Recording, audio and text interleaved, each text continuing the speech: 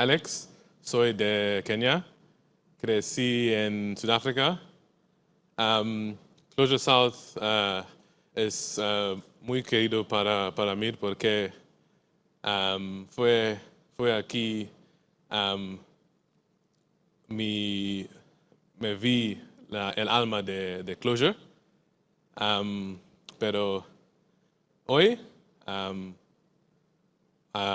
today, I'm going to speak in English because I'm still learning Spanish and one day Portuguese. But I'm very glad to be here. Nubank and Closure South are very dear to me because when I first joined or started at Closure, I learned from a book. I was alone, no developers around me. And then when I came here, I saw what was possible. And this picture, okay, there we go. And this picture is from that first Closure South. The seats were like Ferraris, so you could lean back and maybe have a little nap if the speaker was a bit boring. But yes, the world has changed very much since then. In 2019, whenever the Closure survey came out, I would have to tick that I don't use Closure in production. I would have to tick that my team is a team of one. And there was, Datomic was not free, and there was no pandemic, and there were no GPTs. So a very different world. And in that time, I even, I would go every year in August, and I would Google Closure South, and there would be nothing. So this year when I saw it, I was very happy. But another big change that has happened since then is that I can now tick users Closure in production.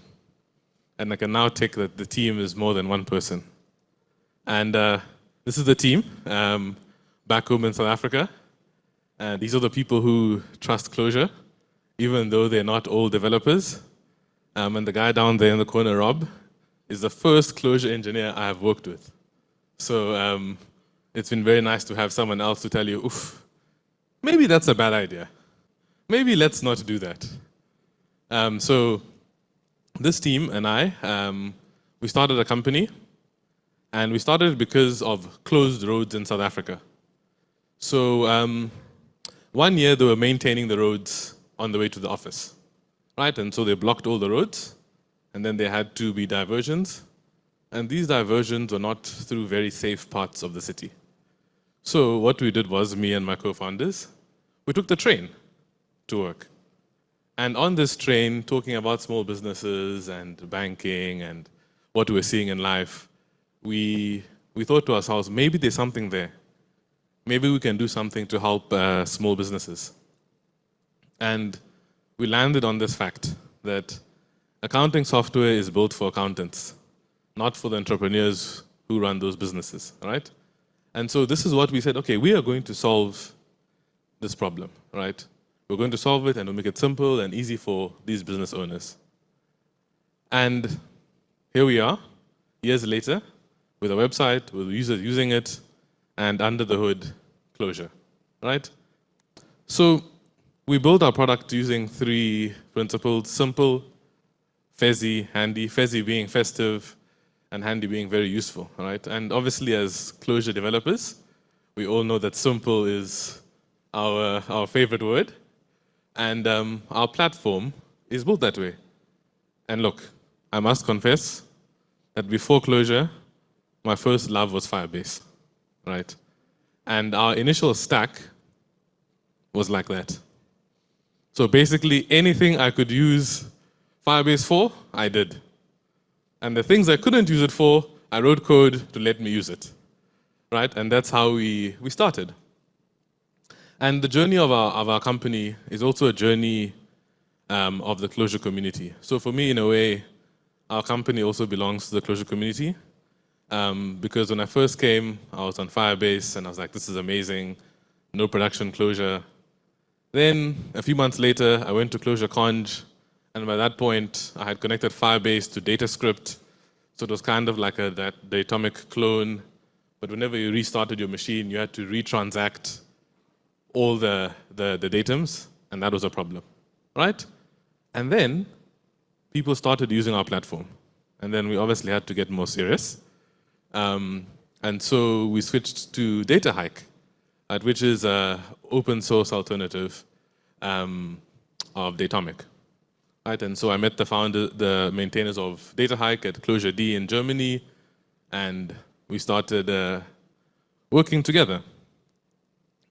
And now I can look back and say DataHike has all grown up. Back then, DataHike only had a file store or an in-memory store, which is not exactly how you want to run a production system. Now we can see that it has a Postgres store, a SQL store, an S3 store, a Valkey, and Redis as well, right? Which is super nice. And I was actually in the Clojure workshop, Datomic workshop yesterday, and I was trying all the things using DataHike, and almost all of them were working very smoothly. So it's nice to see the progression of this open source project. And what's also nice about DataHike is that it has matured in the sense that when it first happened, you had to run DataHike in the same process as your application, right? And again, that's fine until you start to grow and you need to scale horizontally. So DataHike, similar to Datomic, you can now have a remote peer or a writer where the writing happens and you do your querying in your application. So this only happened because of Clojure South. I came here and I met the people from Cognitect. Back then, Alessandra was also there at the first Clojure South. So speaking to all these people inspired me to try DataHike, and now our system runs on this. We've learned some lessons using open source. And I'll go through some of these, and we can speak about some of them after. But I think the one for me that was super, super scary. So we had some customers running, and then I'll keep seeing this error, right, on the logs. And then the customer messages us and says, I can't update my business. I can't create new expenses. I can't create income. I can't send invoices. And I look and I look and I look and I look and I look, and I can't see anything wrong with the code. And back then, I was still new to DataHike, and I couldn't understand what was wrong. And I mean, we've all seen stack traces, right? You hope that the stack trace you're reading is actually near the problem. And so in the end, I was like, you know what? I'm going to do this the old school way. So I went exported all my datums to a file, got a big 2-liter Fanta, because I don't drink coffee, and I just went through the datums line by line. Eventually, I found the culprit. One of the datums had stored data as a ratio instead of a double. Now look, I don't want to cast any blame here, but somebody decided that we shouldn't have our schema on write, because that reduces your flexibility. Just make it on read and you can write whatever you want and evolve like a startup, right? And so here I was at 2 a.m. reading through datums line by line. The next morning, I built the schema and went to schema on write. So that was a painful lesson for me. And the DataHike community, now the default in DataHike is schema on write, just so you don't have to go through the same problem. The other interesting challenge for me, and the one where my dear Firebase let me down, before we got a bit more serious, I built an adapter so you could store your DataHike datums in Firebase. And I put it in, and it worked, and it was fast, and everyone was happy. And then our business grew and grew and grew. And then all the datums couldn't fit in the cache anymore. So the cache is full. Now you want to read from the store.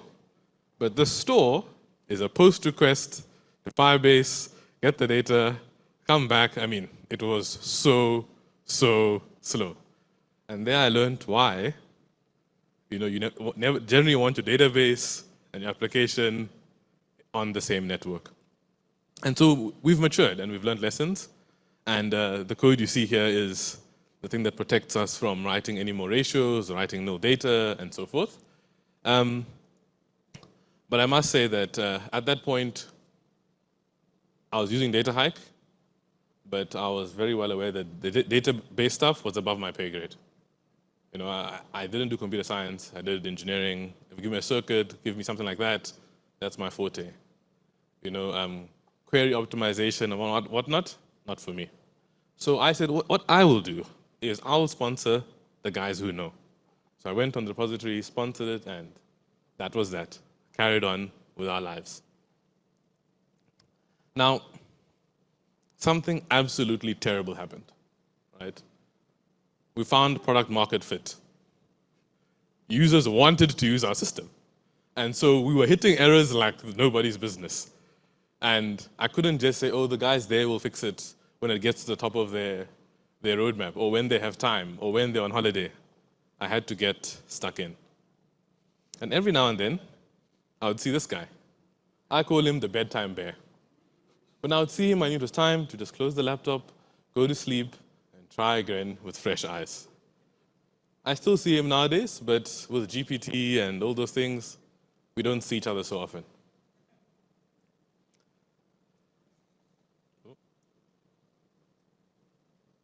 Oh, I think I'm stuck. There we go. So I started committing, right?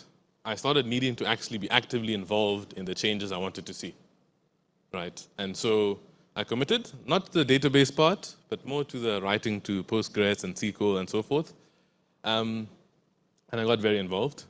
As you can see, 5,000 changes. The initial code wasn't so good, but it's gotten better over time with the broader community. And now, when I ask ChatGPT to find an elegant use of Datahike in the code base, it actually has an answer. So we've come a long way from being that young developer who wanted to use Datalog and couldn't, to having code that now runs. And this code is, in a way, our hopes and dreams because it's integrating into third-party systems, into partners. You can add different sales taxes because we can then eventually maybe hit Brazil. I don't know if you have 1 tax, 2 tax, 3 tax, 4 taxes, but we've thought about those things. And for us, it's been a very, very worthwhile adventure. But sometimes the fear gets you. Sometimes you ask yourself, why didn't I just use PHP and Postgres? My life would be much simpler. I remember it was the 1st of April, was it this year? It might even have been this year. We onboarded Rob, our first Clojure engineer. I spent the day with him, we had dinner, I went back to my Airbnb, and I was super stressed. We had just had like 3-4 days of ongoing production incidents.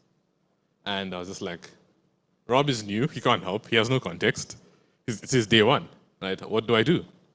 And so I went onto the Clojurian Slack, and I messaged Christian. And he was like, yeah, sure, I'll help you out. So we jumped on a call, and that's 11:30 at night. I think in the end I went to bed at 3 a.m. But he talked me through the underlying issues of Datahike and how it works and how to think about my application. And it was really, really inspiring. Okay, looking back, it was inspiring. At the time, I was super stressed. And I think for me, the thing that was really inspiring is that this Kenyan guy who now lives in South Africa has reached out to this German guy who now lives in Canada, all halfway across the world, and we're collaborating on a problem for a startup to help South African businesses. And for me, that's really the magic of open source and also the magic of the Clojure community. And I can say, 94 million datums later, we're happy. We're still using Clojure. We're still using Datahike. And we're not looking back. There are scenarios where maybe I wouldn't have chosen Clojure. And one scenario where definitely we won't ever is on the front end. I mean, finding a Clojure engineer is really hard. Finding a Clojure engineer who understands front end and Clojure script and wants to write them, very difficult in South Africa. But for the back end, I think we found one, and we're going to build our own little community there so we can find more. Maybe we'll do a new bank. we'll just go to all the schools and teach people Clojure, and then we can hire from those schools. And these are quotes from those businesses, right? I mean, they don't know that this Clojure is under the hood, but we've built something that people love, you know. And for me, a big part of that is because of Clojure and the open source community. So, right, so we've gone on this journey, and I would encourage you to do the same. So I'm going to give you 3 simple things you can do to bet on open source, right? And look, it's going to be scary sometimes, and sometimes it'll be great, and sometimes you'll have wins.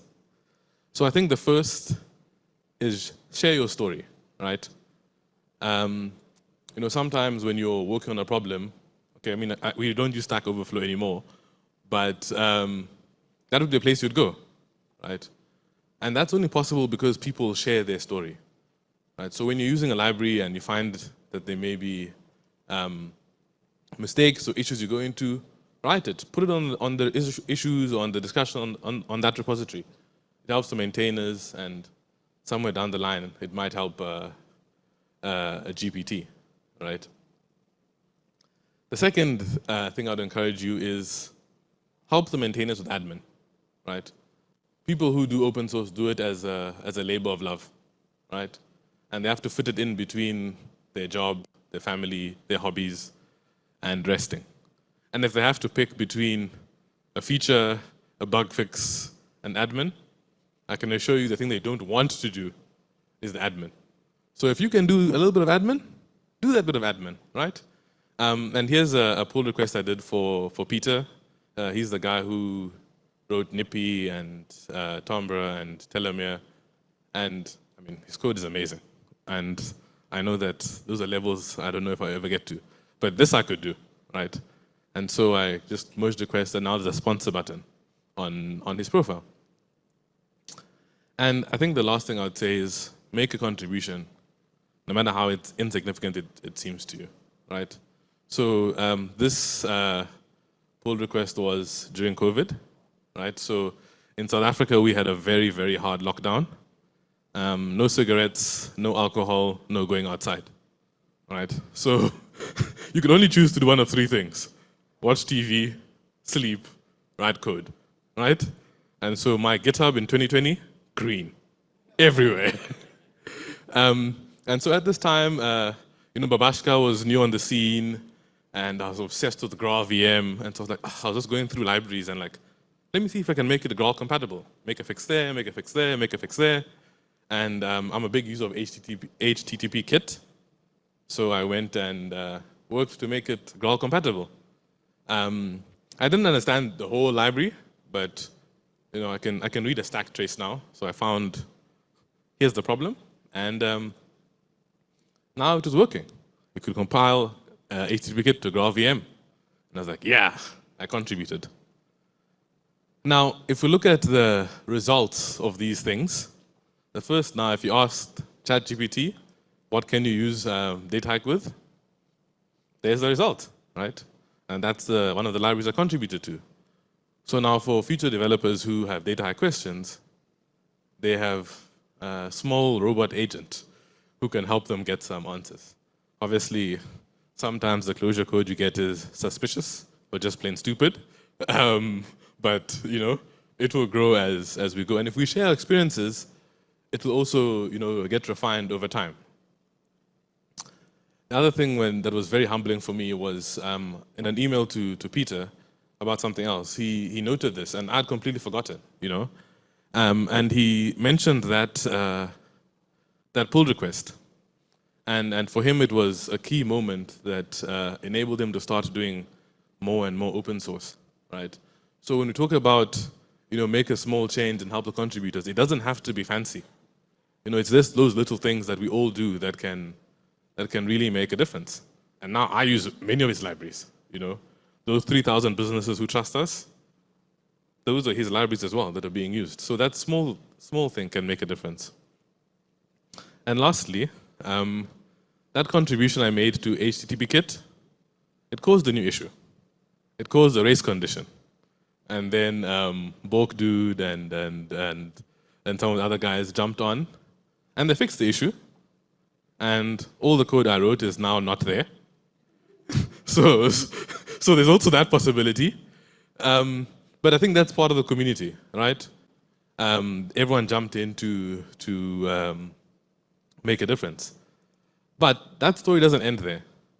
When DataHike was moving to a distributed approach, it now uses HTTP kits under the hood. And that initial code I wrote that was removed and that was fixed now is used by DataHike. And so the work we do also on open source is all interconnected, right? Sometimes it's for your benefit, sometimes for other people's benefits, but we should all not just be passive users of the ecosystem. And I'll leave you with this, right? This quote from Iron Man. Part of the journey is the end. One day, the maintainers we know and love won't be active on GitHub. One day, you and I won't be active in Clojure, right? So in that time, when someone asks a GPT, what was so-and-so's contribution to the Clojure ecosystem? The question is, will it say, who's that? Or will it have a spicy, but decent summary? So I'd encourage you to go and contribute. And personally, I learned a lot from this journey. A lot of what I know is from this open source involvement. And I encourage you all to do the same. Thank you.